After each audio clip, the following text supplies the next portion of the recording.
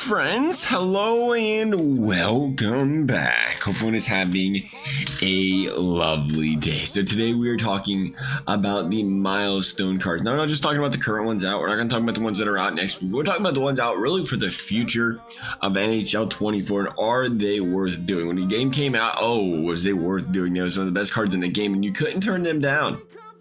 Now all of a sudden we are in December. There are 88 overall milestones, and most importantly, there's 88 milestones, but there's cards on the auction house that are 91 overalls. They're 92 overalls that you can purchase instead of these milestones, and you don't have to build these milestones. Back in the day, it's like, hey, I got some untradables, I can build some milestones, I got some of the best cards in the game. Now all of a sudden, I mean, we're talking about there being various 91 overalls in this game. Jack Hughes, I knew I was going to regret that. Jack Hughes was 186 and he is now not 186. He is looking really pretty in that price tag once again. 284, 265. Dang, I was gonna jump all over that. We didn't do it. Nonetheless, you know, when they're out in packs, Quinn used 200k for some of these 91 overalls. If you want a 90 overall, it's even a little bit cheaper. 155, 158, and more importantly, right now what we're doing is milestones that are 88 overalls. 88 overalls, I mean, you can get these bad boys, you know, 110, 120, 150. Depends on who some of them are. I think Patrick Kane's really expensive. Obviously, Lemieux's really expensive because he's a power-up icon. Pasternak's not that big. He's 80k, 90k. And now we talk about some of these milestone players, and you say, hey, is it still worth it? Because there's so many other players that are worth at the exact same overall as these milestones are. Or milestones, I keep saying milestones, master set players are. And to me, it's making me really start to question some of these, I don't know, I was looking for captains. It's starting to question some of these master player items. Now you look at, let's look at the Jamie Benn said it takes 6 items. Thankfully, you don't have to power them up. So that is what's changing. It takes 6 85 pluses. And again, depending where you get the 85 pluses, if you wanted to do the week 2 random player, it gives you 185 plus. It costs you 10 of these 82 to 84s. And if you go ahead and build 10 of those 82 84s, the way to get 10 of them 82 84s is it's week 1 random 85, week 2 random 85. There's an 82 overall random care players item. So for one, what is that? One collectible maybe? 182. It's not bad, and it's gonna cost you again one of those. It costs you essentially. I'm drawing an absolute blank here. It costs you 10 of those 82s to get 185, and then to get those 85s, it costs you 6 of those 85s. So essentially, you need 60 82 overalls. And again, it depends how much they cost, and it depends how much stuff costs in general. You have to roughly ballpark it. But let's say even at the cheapest, 60 82 to 60k, and you're probably gonna play 100, 120, 180. All of a sudden, you played all those, and you're gonna get the untradeable version of a card. And you get the untradeable version of a card that, in this case, what's different about this, now this has been a beauty about these master sets. It's been a beauty and it's been a curse, is where you can power them up. When you power them up, at the very least, you can downgrade them and get half your coins back.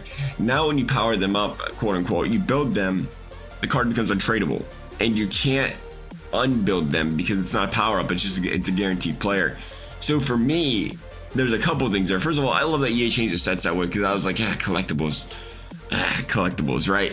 It's like, this is nice. This is nice that it's something different. But the thing is, when it comes to building players, early in the year, sure. Right now, 88s, they don't power up. They don't continue to grow. They odds are there might be a trade-in set a long time down the road. But right now, it's like, you're paying 100k for a card that's untradeable. Even more than that, 150k for a card that's untradeable.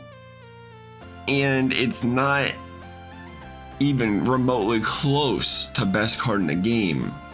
So for me, I'm saying, hey, we gotta pump the brakes. Now, if this is a 90, the highest card in the game was a 91 or 92, then it's like, oh, okay, but the highest card in the game's 4 overall points higher than these cards, 3 overall points higher than these cards. I think that's when you stop and look and say, hey, no. They were great. There was a lot of benefit to these players. I mean, heck, even a player in the set's better overall than these. There's a lot of benefits to getting these guys early in the year, but right now there's cards that are 3 overall points higher, 4 overall points higher, and you're kind of handicapping yourself because you're already saying, all right, let's do it for an untradeable player. So you're kind of stuck. You're behind the 8 ball to where you're not getting the best player, yet you're using a lot of coinage to get them. I think again, early in the year, it was great to do. Maybe down the road we'll get some more higher ones that are close to the same overalls. I don't know. I know EA likes doing a system the way they do it, but maybe we'll get some then. As of right now, I say, hey, we're gonna take a break from these. Personally, it's always a personal opinion. Do whatever you please with your coins, but right now it's like, hey, you gotta take a break. You gotta take a break. You gotta wait to see when we get something that comes out that is again worth it, because there's so many things you can trade in for and get collectibles for, or whatever, that are, you know, for your untradables. You got so many untradables right for power-ups right now you can use if you have to.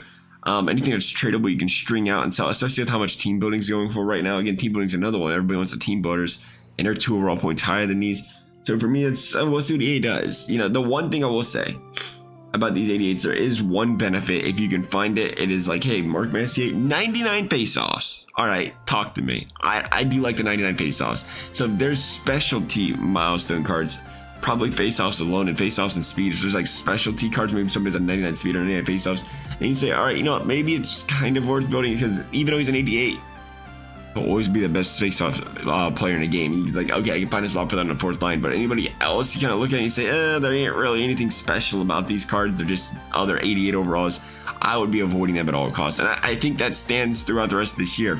If there's 89s out, but there's 92, 93s on the market, if there's 90s out, but there's 93, 94s on the market, it's like, time to start to kind of stay away from the milestone player or master players.